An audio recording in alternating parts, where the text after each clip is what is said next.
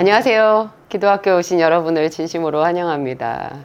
환영합니다. 정말 환영합니다, 여러분.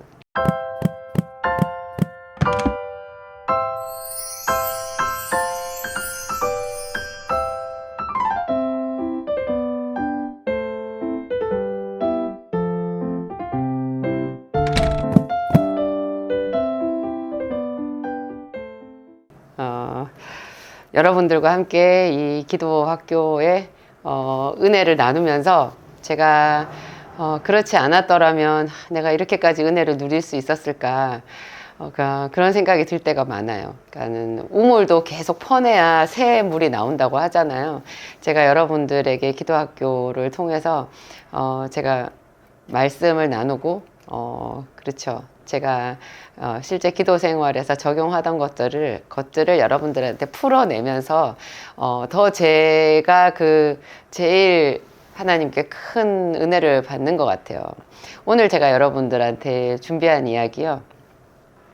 돈과 기도를 연계해서 한번 얘기를 해보려고요.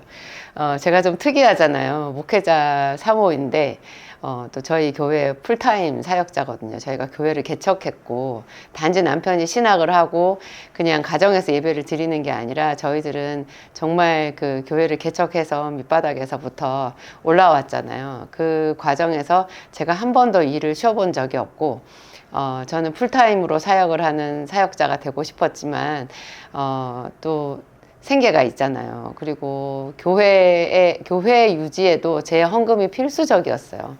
그러니까 제 삶을 그냥 통째로 교회에 녹였다, 이렇게 감히 제가 말을 할 수 있을 정도로 살았잖아요. 제 전문 영역이 있다 보니까 일반 그 성도들에게 훨씬 더 이렇게 설득력이 있는, 그리고 실감이 나는 그런 이야기를 할 수 있는 것 같아요. 근데 제가 그러다 보니까 또 돈에 대해서 생각을 많이 하게 되는데요. 저희 어렸을 때 저희 집이 완전 도시 빈민이었거든요. 제 남편은 시골 가난한 빈농의 아들, 가난한 농부의 아들로 태어났지만 그분은 동네가 다 가난하니까 그 동네 전체에서 그게 또 이게 평범한 삶이잖아요. 근데 저는 이제 도시에 살다 보니까 도시에는 빈부가 섞여 살죠.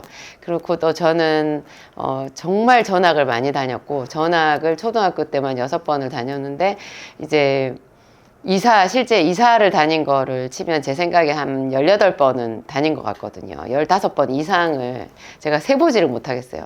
15번 이상을 이사를 다녔고, 그러면 이사를 한번 갈 때마다 학교랑 거리가 멀어지는데 그거는 제가 버스 타고 통학하는 걸로 메워가지고 그거였어요.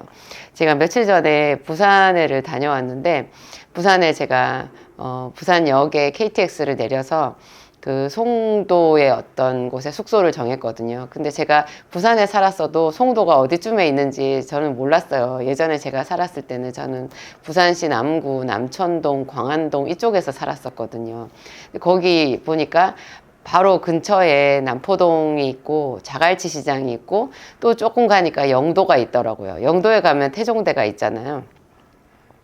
제가 초등학교 한 4학년 때인가 3학년 때인가 그때 영도에 살았었어요. 근데 학교가 남구에 있는 거예요. 남구에. 그때는 그게 벌써 몇 년 전이에요. 제가 지금 50대 중반 정도 나이가 됐으니까 몇 년 전이에요. 그 당시에 교통편이 좋았을 리가 있겠어요. 아침에 버스를 타고 가려고 하면 버스를 한번 갈아타야 되는데 그게 갈아타는 버스가 또 너무 힘들고, 초등학교 3학년, 4학년짜리가 남동생, 1살 어린 남동생 손잡고 둘이서, 근데 한 번 타는 버스를 타려면요, 그 버스가 20분마다 한 대씩 오는데, 6시 20분 차를 타면 좀 넉넉하고, 그 차를 놓치면 6시 40분 차를 타야 되거든요. 40분 차를 타고 40분을 넘게 가야지 학교에 도착을 하는데요. 그 6시 40분 차를 한번 놓쳤어요. 왜냐하면 일찍 가서 기다렸는데 너무너무 사람이 많으니까 그때는 안내양이 있었어요. 우리를 막 승객들을 우겨 넣는 거예요. 그래서 안내양이 이렇게 버스에 매달려가지고 그래가지고 막 자기 가슴으로 밀어 넣으면서 버스를 타야 되는데 거기 마지막 승차자가 저랑 제 남동생 꼬마들인 거예요. 그러니까 그 안내양 언니가 너희들은 다음 차 타! 그러면서 타고 가버렸어요. 제가 거기서 대성통곡을 하고 울었었거든요. 근데 이런 일들이 왜 생겼냐. 정말 가난해서 생긴 거였어요. 정말 가난하니까 그냥 이렇게 삶이 지탱이 안 되는 거죠. 그래서 제가 그 어릴 때부터 돈에 대해서 정말 생각을 많이 했어요. 왜 우리 엄마 아버지는 돈이 없을까? 엄마 아버지가 맨날 싸우는데요. 왜 싸우나? 이렇게 제 어린 마음에 무서우면서도 귀를 기울여 보면 항상 돈 때문에 싸우더라고요. 언제나 돈 때문에 싸워요. 가끔 엄마가 기분이 좋은 날이 있었어요. 정말 가끔 기분이 좋은 날이 있는데 그날은 엄마가 뭐를 해서 장사가 잘 된 날이었어요. 엄마가 다라에 배추를 이고 시장에 가서 그 노점에다 좌판 벌려놓고 배추를 팔았는데요. 제가 그 얘기하면 지금도 눈물이 나려고 그래요. 엄마가 그날 3,000원어치 배추를 다 팔았다 그랬어요.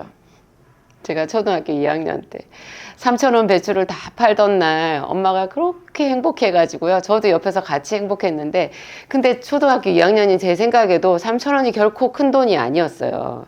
근데 그걸 팔았다고 엄마가 그렇게 행복해하고 그걸 못 판 날 아버지가 하루 일용 노동직으로 나가가지고 하루 일당이 그때 5,000원인가 그랬는데 그거를 받아온 날 못 받아온 날 우리 집의 온도차를 생각해보면 그 돈이 우리 집을 들었다 놨다 하는 거죠.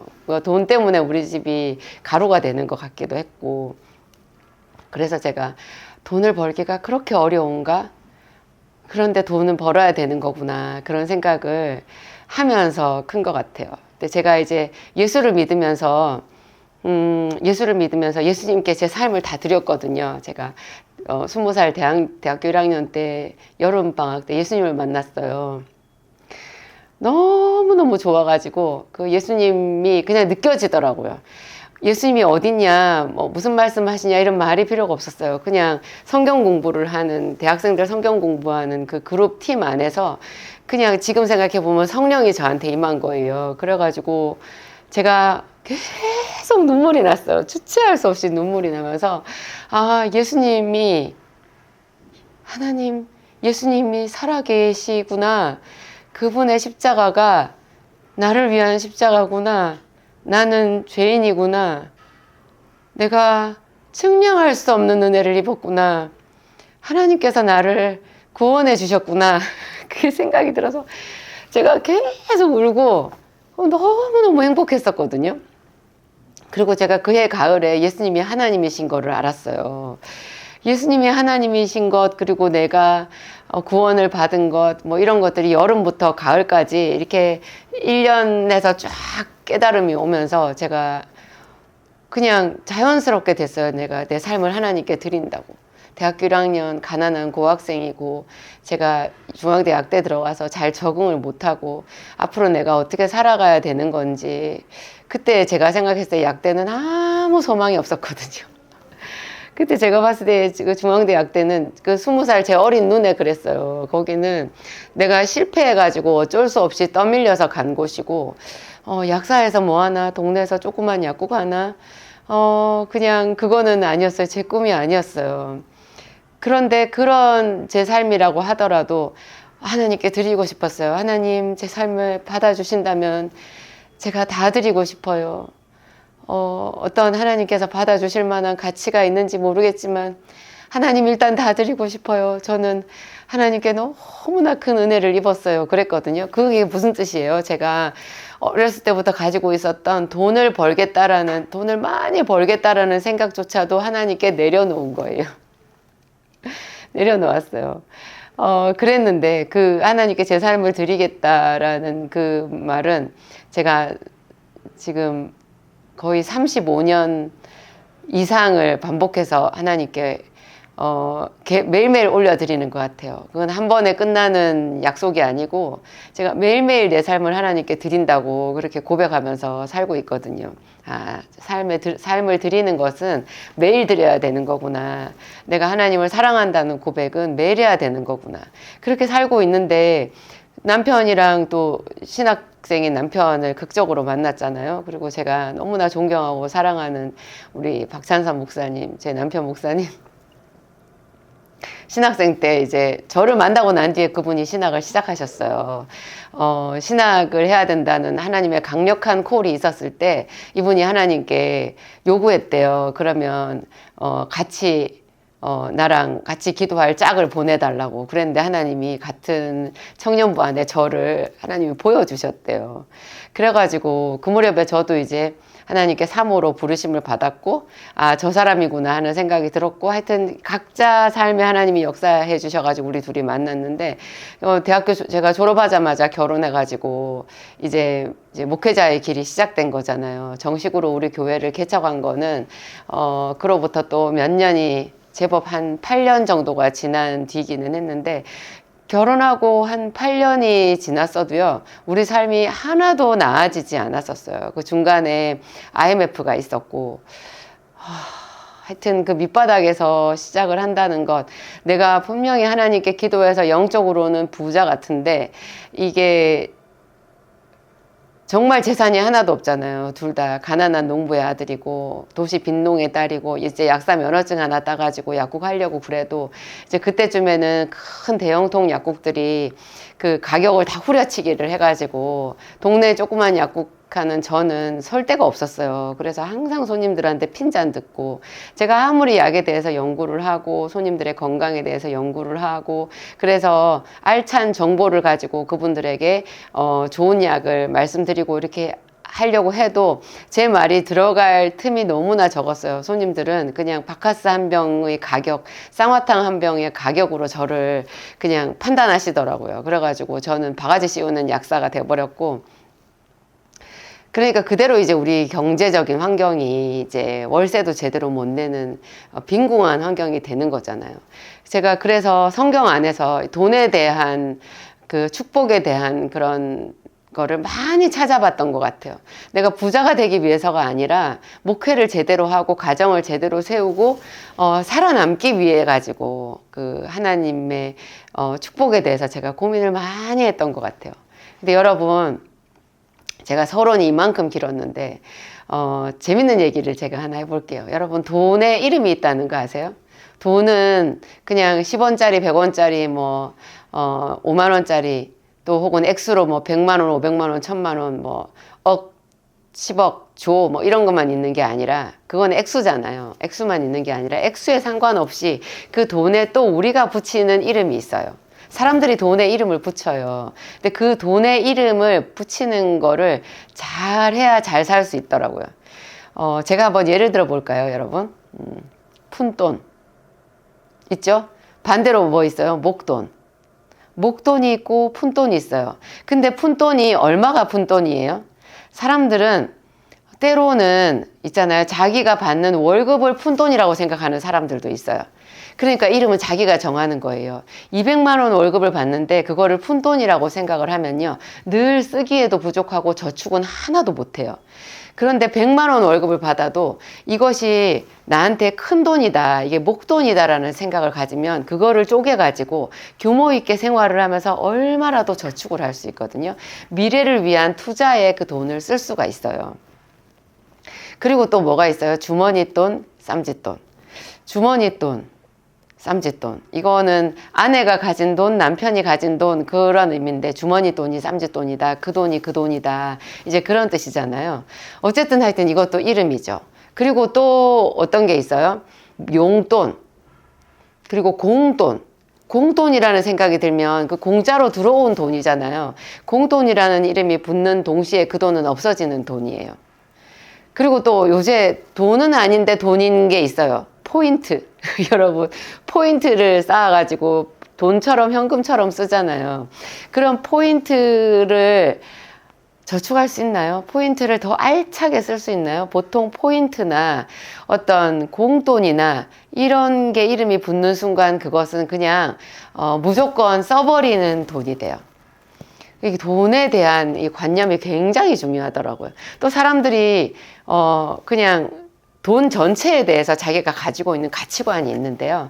예를 들면 너무 돈돈하지 마, 이렇게 얘기하는 사람이 있어요. 너무 돈돈하지 마.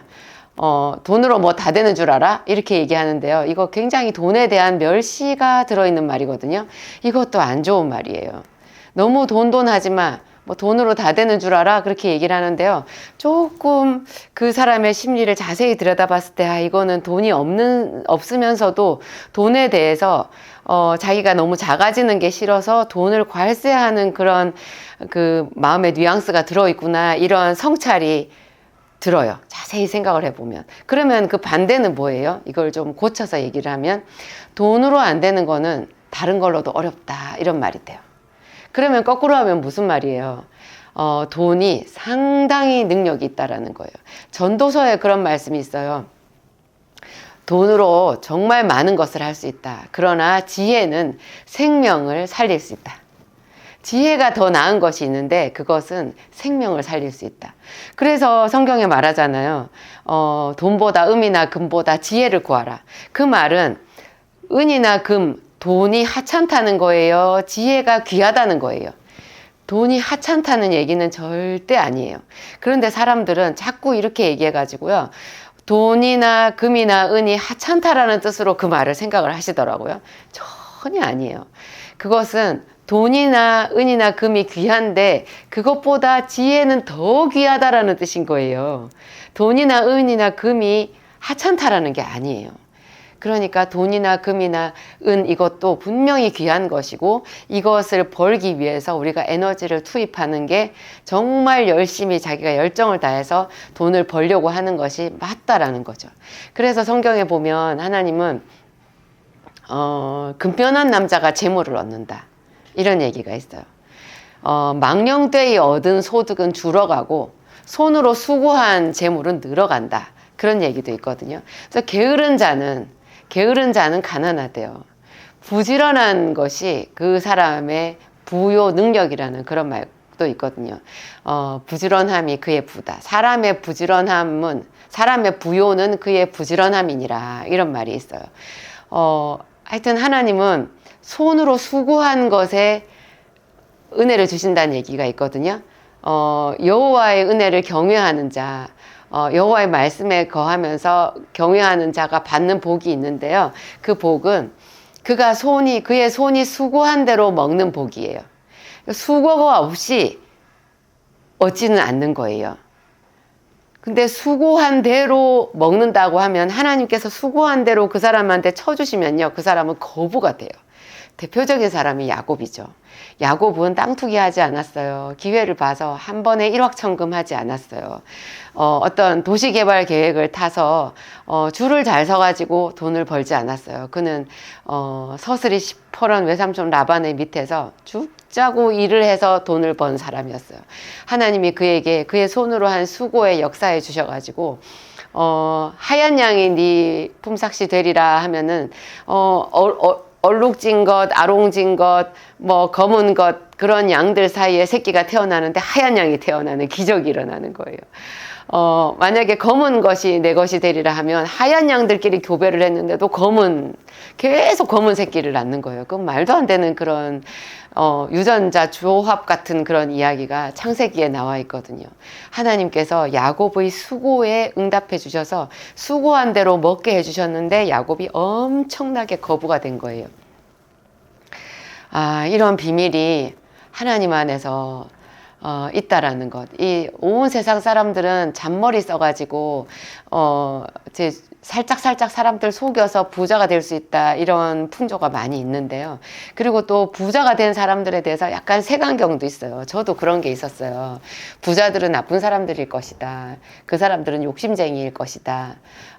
나는 가난해도 착한 사람이다. 이런 딱 그렇게 말은 하지 않지만 은연중에 있잖아요. 나는 겉으로 보면 가난해도 나는 영적으로는 부자고 나는 좋은 사람이야. 하나님께 복을 받았어. 이런 왜곡된 생각을 갖고 있었거든요.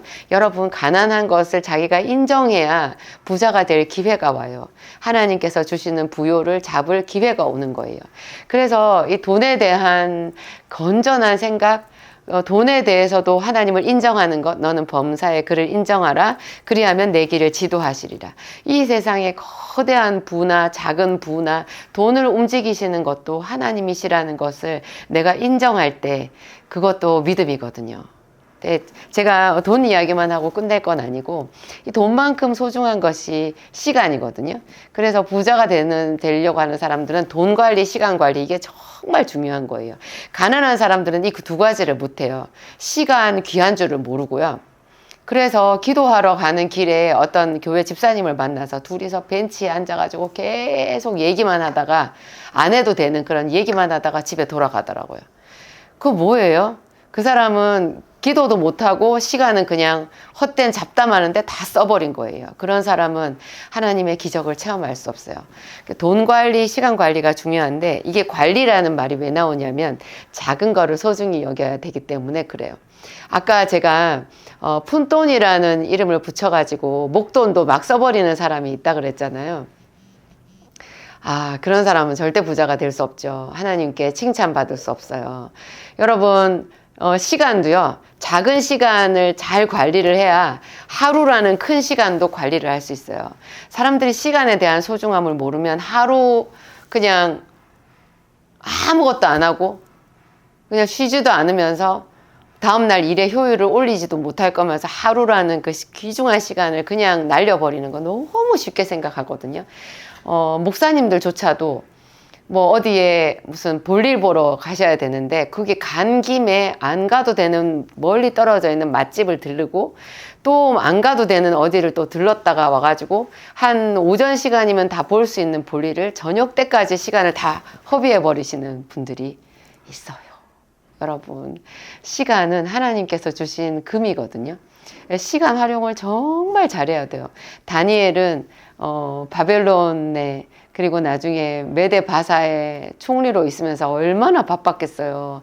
같은 총리였던 사람들 중에서도 다니엘은 최고 수석이었는데요. 그 다른 총리들이 다니엘을 어떻게 하면 끌어내릴까? 그 다리오 왕 시대 때 그렇게 감시를 하고 이렇게 살펴보았는데도 흠이 없었다 그러잖아요. 그 흠이 없었다라는 그 말은 그 사람의 일에 빈틈이 없었다라는 얘기고 그 사람이 그 시간을 절대로 함부로 쓰지 않았다라는 그런 이야기가 그 속에 들어있는 거예요. 그래서 그가 진정한 영적인 부자이면서 그 세대에서도 권력을 다 가진 그런 사람이 될 수 있었던 거죠.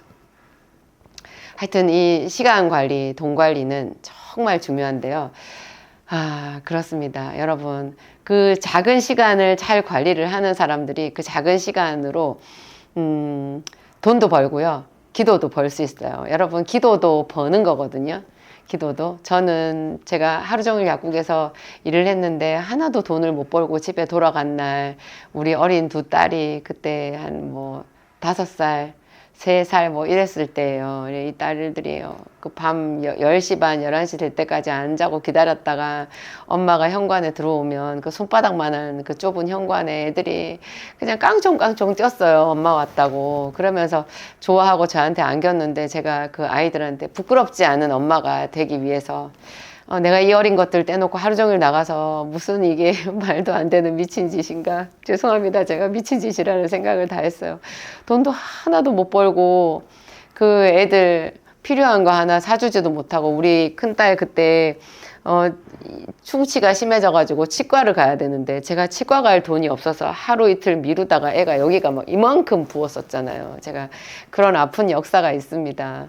그러니까 제가 너무 속상하고 근데 그거를 하나님 안에서 풀기 위해 가지고 제가 기도를 번다라는 생각을 했어요. 약국에는 바깥에 나가서 세일즈를 하는 곳이 아니잖아요. 넋놓고 앉아서 손님을 기다려야 되는데 안 오는 손님을 제가 어떻게 하겠어요. 그러니까 그 약국에서 손님이 안 오는 시간 동안에 저는 비타민 연구를 했고요. 한약 연구를 했고 그거 하고도 시간이 철철 남으니까 그 남는 시간 한 반 이상을 떼가지고 제가 성경 연구하고 큰 소리로 방언 기도하고 약국에서 방언 기도했어요. 살려달라고 하나님께 기도했고 영적인 전쟁을 치르면서 그곳에서 기도했어요. 그때 제가 스스로한테 했던 말, 나는 오늘 약국에 기도를 벌러 간다.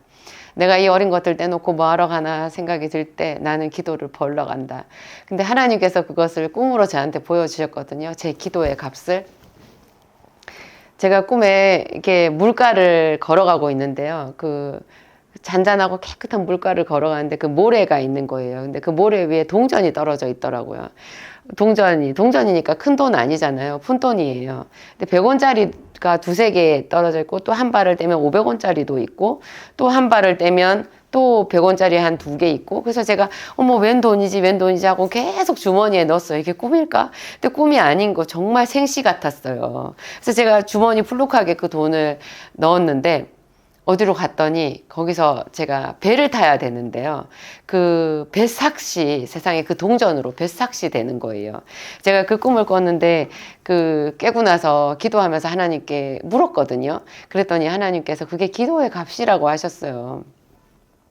그래서 제가 한탄을 하면서 하나님, 제가 얼마나 애써서 기도를 하는데 하루 기도한 값을 100원짜리 두 개, 세 개밖에 안 쳐주시면 너무하신 거 아니에요? 그런 기도 해가지고 제가 언제 뭔가 도약을 할 수가 있겠어요. 그렇게 질문했더니, 그렇게 푸념을 했더니 하나님이 그래서 매일 하는 거야 그러시는 거예요. 그래서 매일 하는 거래요. 무슨 뜻이에요, 여러분? 그거 푼돈이라고 버리지 말라는 거예요. 여러분, 돈이 안 되는 일도 우리가 해야 될 때도 있어요. 돈이 하나도 안 되는 그런 일들도 제가 약국에서 많이 했거든요. 돈 안 돼도 제 약 처음부터 누가 먹어주나요? 그래서 제 주변에 제 약 먹고 좋아질 법한 사람 보이면, 아픈 사람 보이면 제가 약을 그냥 줬었어요. 그거 돈 안 되는 일이고 돈 쓰는 일이잖아요. 근데 제가 아픈 사람들을 위해서 또 내가 연구했으니까, 나는 확신이 있으니까 이 약이 다 제약회사에서 나온 약들이니까 또 이상한 약은 아니잖아요. 근데 그 약을 어떻게 배합을 하느냐, 이런 것은 제 약사의 조제 몫이니까. 그래서 제가 그런 약을 막 사람들한테 주고 먹어보시라고 하고 어떤가 나중에 물어보고 그랬었거든요. 돈 안 되는 일도 사명을 가지고 하고, 푼돈이라도 정말 소중하게 열심히 하고, 마찬가지로 매일 내가 교회 가서 매일 내가 내 작업장에서 엎드려서 기도하는데 이게 아무 소용이 없는, 100원짜리 200원짜리 기도니까 아무 소용 없는 것 같죠. 그렇지만 하나님께서 그거를 다 하나도 남김없이 쌓아두신다는 거예요. 내가 너의 기도를 하나도 남김없이 다 듣고 있다. 우리가 푼돈을 모아도요, 하나님이 우리 창고에 복을 주신다고 했거든요. 여러분 만든 저축 통장에 하나님이 복을 주시는 거예요. 내가 500만 원밖에 못 모아도 그걸 가지고 다른 사람이 몇 천만 원을 모아야 할 수 있는 일을 하게끔 만들어 주시는 게 하나님의 비밀이더라고요. 여러분, 이런 거 생각하시고 힘을 내시기 바랍니다. 우리 하나님은 온 세상을 통치하는 하나님이시고요. 정직하게 행하는 자에게 빛을 주시는 그런 분이세요. 그래서 제가 나이 50이 되기 전에 정말 하나님의 기적적인 그 능력의 팔에 올라탄 것 같아요. 그래서 여러분들도 만나고 제가 사업도 크게 하고 교회에서 많은 사람들에게 복음도 전하고 그렇게 살고 있는 것 같습니다. 우리 모두에게 하나님이 이런 은혜를 예비하고 계십니다. 기도하고 마치겠습니다. 하나님, 감사합니다. 우리에게 은혜를 주시는 비밀한 하나님을 찬양합니다.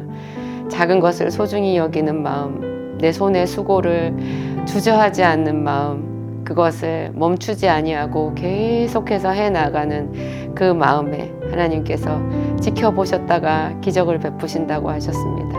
하나님 감사합니다. 지극히 가난한 저를 들어 쓰시는 하나님, 이제도 가난한 마음으로 주께 나와 기도하며 자기 몸으로 수고하는 당신의 백성들을 일으키실 하나님을 찬양합니다. 하나님 감사합니다. 우리를 지혜로 훈계하소서. 어리석은 우리들에게 부자가 되는 길도, 거룩한 부자가 되는 길도 성령의 감동으로 가르쳐 주시옵소서. 영적인 부자가 되는 것과 이 세상에서 부자가 되는 것이 하나라는 것을, 특히 그리스도인들에게는 그것이 하나가 될 수 있다라는 것을 알게 하여 주시옵소서. 주의 백성들에게 꿈과 소망을 주시는 하나님 감사하며 찬양하며 기도합니다. 주 예수님 이름으로 기도합니다. 아멘.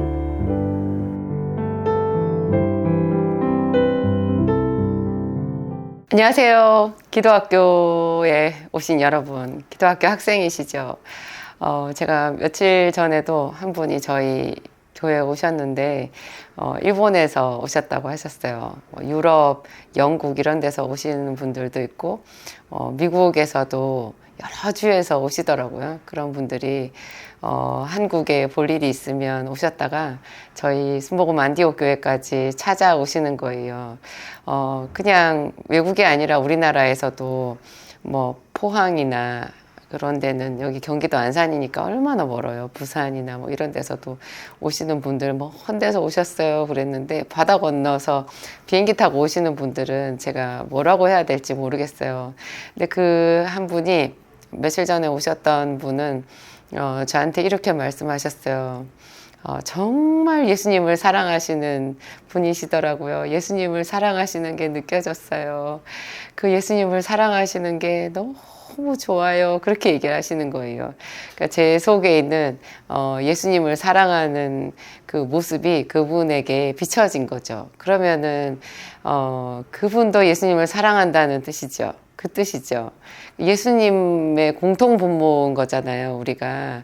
그래서 제가 사도신경에서 고백하는 성도가 서로 교통하는 것과 그 말이 생각났어요. 성도가 서로 교통하는 것. 성도가 서로 그쵸. 커뮤니케이션이 된다. 그 말 아니겠어요? 서로 얼굴도 모르고 이름도 모르고 전혀 다른 지역에 있었는데 예수 그리스도를 사랑한다는 그 이유만으로 뜨겁게 서로를 피차 자기 형제나 부모처럼 어떤 사랑하는 이처럼 처음부터 친근하게 느끼고 사랑하는 그 마음 있잖아요. 여러분 그 마음으로 저희 교회에 오세요. 저희 교회 개방했습니다. 그래서 제가 여러분들을 사랑하고요. 물론 있는 그곳에서 기도하셔도 성령은 하나로 통하니까 좋은데요. 기도는 특히나 이게 현장 실습이거든요. 그래서 많은 사람들이 기도하는 그 자리에서 같이 기도를 해 본다라는 것, 그거 마치 영어를 제대로 하려고 하면 영어권에 가서 얼마라도 살아보는 거 중요하잖아요. 영어권에 가서 온 세상이 영어로만 소통되는 그런 곳에 던져져서 거기서 영어로 생활을 하다 보면 갑자기 그 영어 실력이 확 늘어나는데요. 기도도 영의 언어로서 그 비슷한 측면이 있어요. 많은 사람들이 한꺼번에 주의 이름을 부르면서 다 각자 어떤 자기의 소원을 가지고 부르짖는데요. 그곳에서 내 기도가 불이 붙는 거죠. 성령께서 마가의 다락방에 임하실 때 모여서 전심으로 주의 이름을 구하던 그 사람들에게 각자 그 머리에 불의 혀같이 갈라지는 것으로 임했다라는 거 신기하잖아요. 여러분 흩어져 있지 않았거든요. 그들이 모여서 마가의 다락방에서 기도했을 때 그곳에 성령이 임한 거예요. 이렇게 어떤 한 교회가 뜨겁게 기도하는 데가 있어서 그곳에 여러분이 같이 숟가락을 얹어놓고 같이 영의 잔치에 참여할 수 있다면 얼마나 좋겠어요.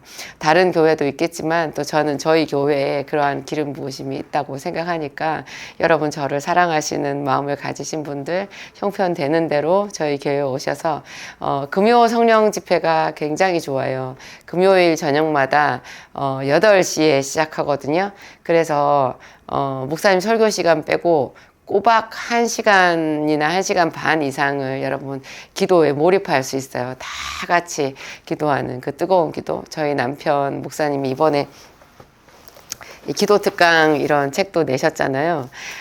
이 기도 특강 발간 기념 또 금요 성령 집회를 다음 주에 계획을 하고 계신데 그거 말고라도 하여튼 여러분들이 오셔서 저희 목사님이 기도 인도하는 그 영적인 그 큰 도움 아래 성령의 도움 아래 한번 여러분의 기도를 펼쳐 보시기 바랍니다. 제가 기쁘게 여러분들 맞이할 거고요. 어떤 헌금도 안 해도 되고 등록도 안 해도 되고 그냥 오시는 대로 오셔서 은혜 많이 받고 돌아가셔서 여러분들 섬기는 교회 섬기시고 있는 그곳에서 빛을 발하시기 바랍니다. 감사합니다.